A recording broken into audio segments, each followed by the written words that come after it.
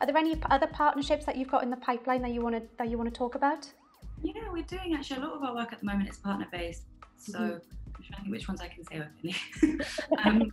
But we're working with the Fawcett Society, which is a really big, I think the biggest women's charity in Britain. So that's looking, as I said earlier, on the pay and progression of women of colour, particularly white collar workers. So, more like corporate, but looking at the barriers that women of colour face from, school till, trying to get to senior management positions at, say, a Barclays or a Deloitte or someone like that.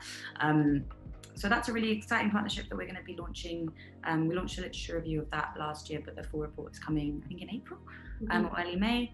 And then we're doing another project with the Freelands Foundation, which is in a similar vein to the Lit and Colour work. The Freelands Foundation is a charitable foundation.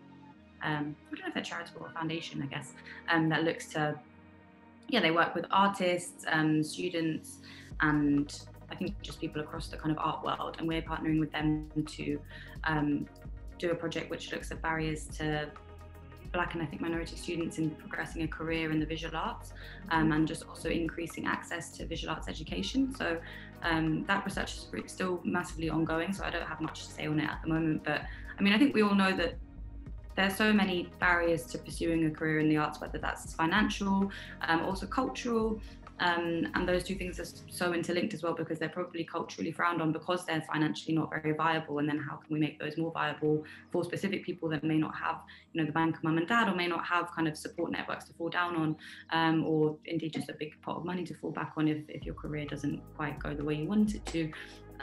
So it's a really big conversation that's ongoing, and that's really exciting. And then we're doing another big partnership with a big climate organisation on race and the climate, and race and climate change, and kind of looking at historic patterns of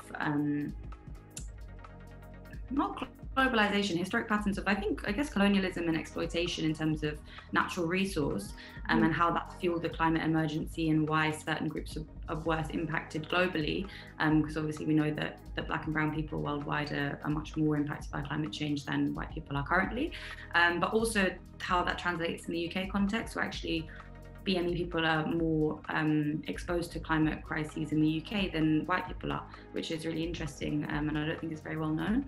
So that's going to be a really big piece of work as well.